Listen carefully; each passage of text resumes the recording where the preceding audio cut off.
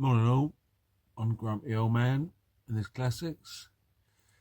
Back on the BMW this morning. It's a lovely sunny morning, or I should have said Sunday sunny morning. Anyway.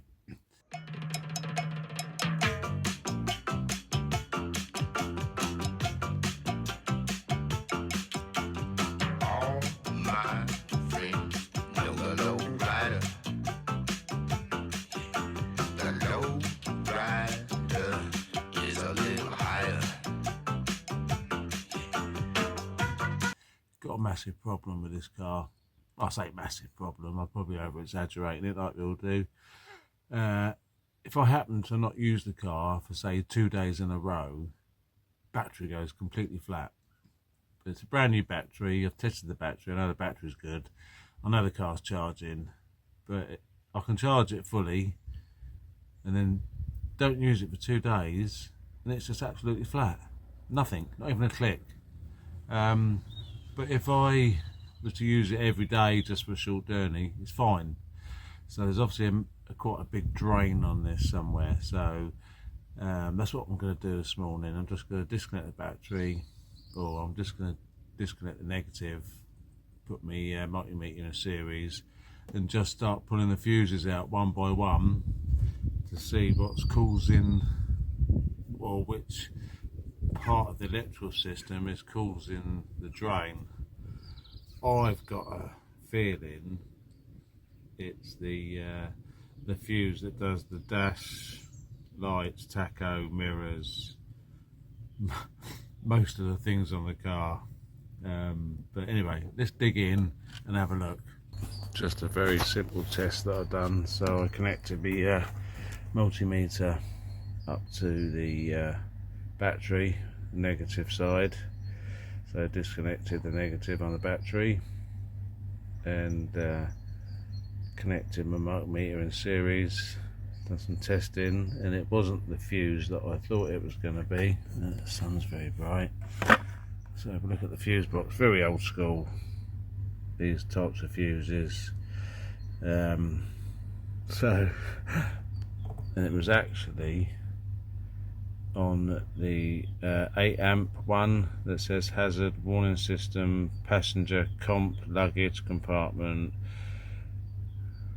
read light clock.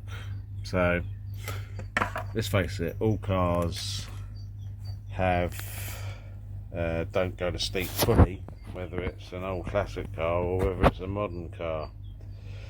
They've all got a certain amount of drain because there's certain systems that have to be kept awake, if you know what I mean. So I'm pretty sure the boot light's not staying on when the boot's closed. I'll have to get in and check that, or just put my camera in there and check it. So anyway, let's dig in a bit further. As you're going to see from a previous clip, this is quite a few days later. You'd have seen me trying to track down this electrical fault that I've got with the car, where it's draining the battery completely flat over 2 days. I still haven't got any further with that yet because just haven't had the time. I've been doing other stuff. But at the moment, I'm on to something else, which I think is more important. The car seems to be having a bit of a, I wouldn't say overheating, but under some sort of circumstances it can run a bit hot. I know the viscous fan has stopped doing its viscous stuff, so I bought a replacement one. I can see by the expansion tank it has used a little bit of water.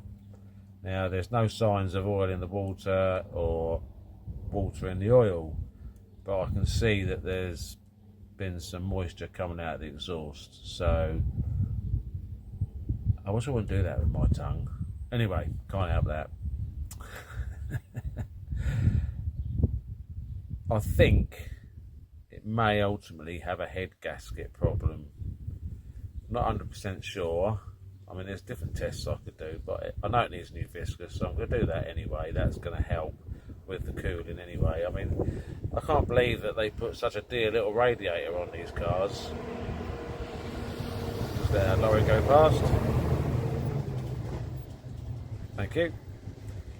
So let's do that, and then I shall probably investigate the head gasket a bit later. I think it's probably going across the exhaust side, which probably makes sense if I've got some moisture coming out of the exhaust pipe.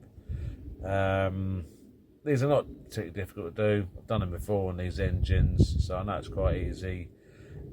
If I'm honest, I'd quite like to get the head off so I can strip everything off, because this engine bay is not as tidy as how I'd like it.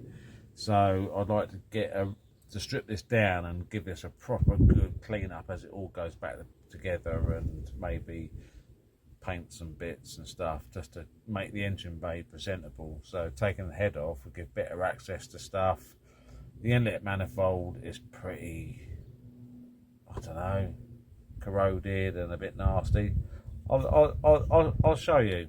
I've got you in here the best I can, and I'm going to start by undoing, I think it's 4 10mm bolts that hold the actual plastic fan to the clutch. So let's see if we can just whip that off. I have got my, I've got a microphone on. It's not actually my microphone, it's my son's. Cameraman, producer, editor. He's not here today, so I'm on my own. So I'm filming on my own. So I'll do the best I can, and try and make this as professional as I can. This should all come undone quite easily, I think, because they have previously had this apart. So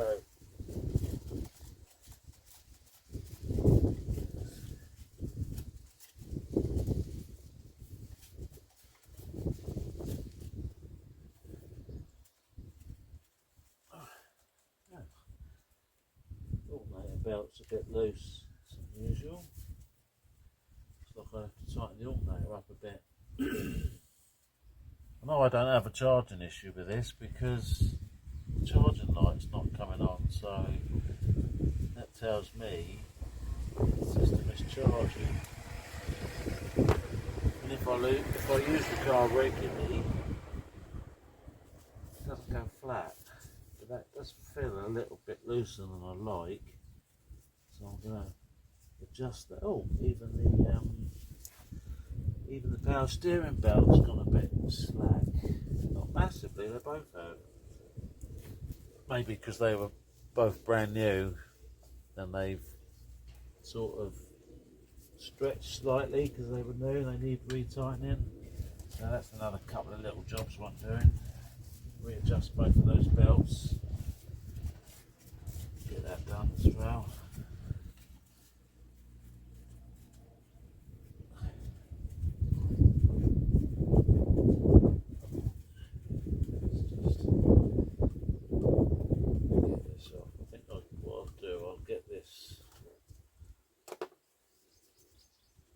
Fan off the clutch, and then get the clutch off, the viscous coupling I should say really, and then I'll tighten them belts up before I do a load of reassembly. So I'll just show you this.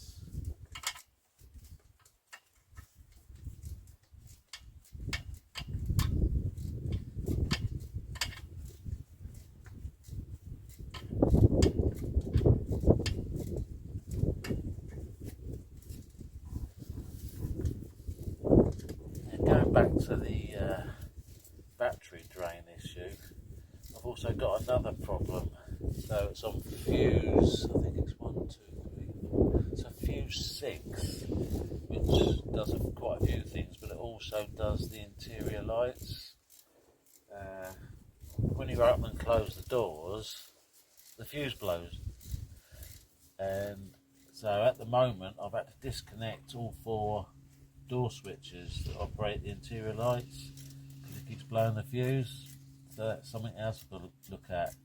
But that only started happening once I removed the aftermarket car alarm that was in this, because I thought that was giving me a starting issue, so I ripped all that out. I didn't have the fob for it to arm it or disarm it, so I unpicked all the wiring for the aftermarket alarm, and it's only ever since then that fuse 6 keeps blowing when you open and shut the doors. So that's another electrical issue. Anyway, let's see if this. Oh, there must be 5 bolts on here. Where's there? Right. I've got all the bolts out. Where's that? Oh, there we go. Well, that didn't work, did it? Oh well, at least it gives me a little bit more clearance. I thought by undoing them bolts on the plastic fan, I'll be able to just lift that off, but you can't, because it comes off that way. It comes off backwards, not forwards.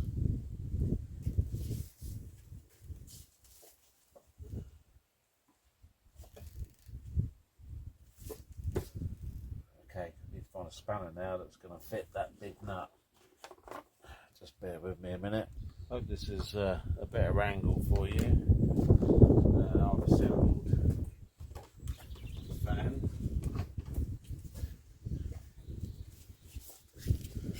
Put the new clutch on there. It's got a nice bit of resistance on it now. So I'll just put this back on.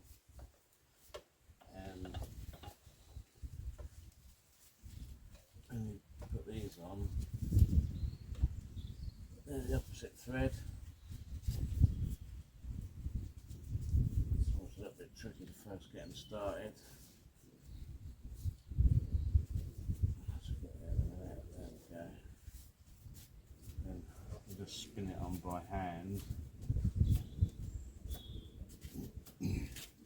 Off of camera, I have done the power steering belt and the alternator belt. I don't quite know why those have gone so slack. Maybe it's because I put new belts on and they've stretched slightly. I don't know, but I'll just keep an eye on that. I'll just spin that on. And really need a proper spanner for this. I think, as I've already cut this one down, I've already cut this spanner down, I think I might grind it a lot thinner, so if I have to use it in the future, I can do that. It'll fit easier.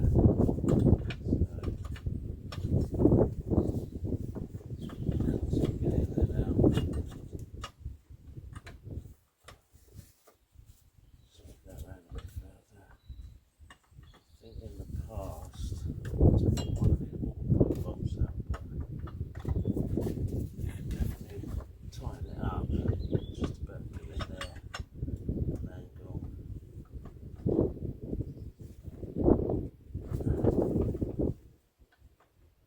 Just catch it on the head on them bolts. Bolts.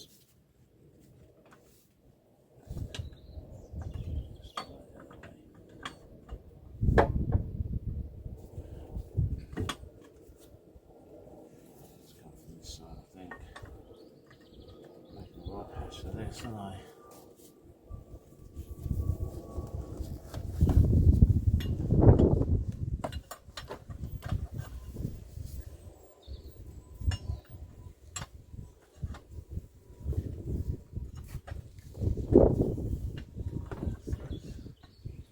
Bolts are just in the wrong place.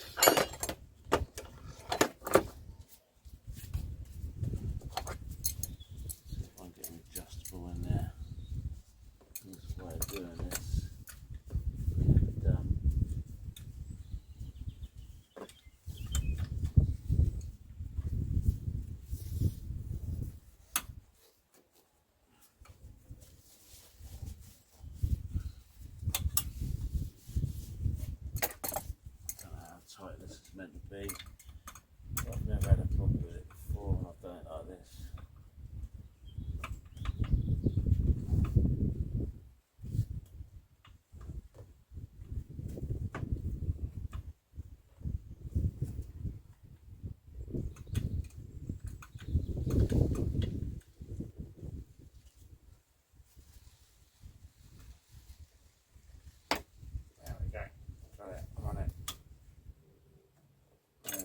that's it. That's on. Nice bit of resistance on that now, so we'll see how this just works out. Okay, so I think that's it for this this part. So we've got the new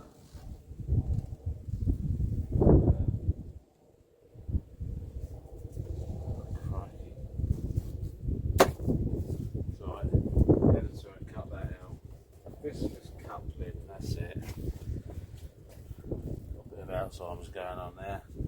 Viscous coupling, new one's on. Let's see if that makes any difference. But I think I'm going to top this up because I don't know if you can see it from there. Probably can't. It's just a bit out of shot. Let's move you over a little bit. Might be able to see. So this is the line here, just where my thumb is, and we're just down to here. So I don't know how many miles I've done. I've done quite a few. I drive it around most days. Whether there was an airlock in the system and it's gone down, I'm not sure. So I'll top that off, keep an eye on it. If it goes down again, then we'll strip all this off, head off. I'm going to put a new head gasket on it. Give me the opportunity to put some new exhaust gaskets on because they're looking a bit frilly. And I've noticed previously there is a bolt this end and a bolt that end missing out of the exhaust manifold studs. So somebody's been in there before to do something, whether they're sheared off, whether they lost them, I don't know. So that will be on the to-do list. Keep an eye on things. But in other good news, I've purchased another product. I've purchased another project. So I'm not going to show it to you yet. Maybe the next video we'll have a walk round and see what we got. Thanks for watching. I hope that you're maybe enjoying what I'm doing. I don't know. But you know, if you would subscribe, give me a like, give me a thumbs up, you know, that would be great, you know, because it'd be interesting to get some feedback. So yeah, leave me a comment, you know, and I'd be interested to know what you think. So but anyway, if you're still watching and you're still following me, thank you, I appreciate that, and see you again. Bye.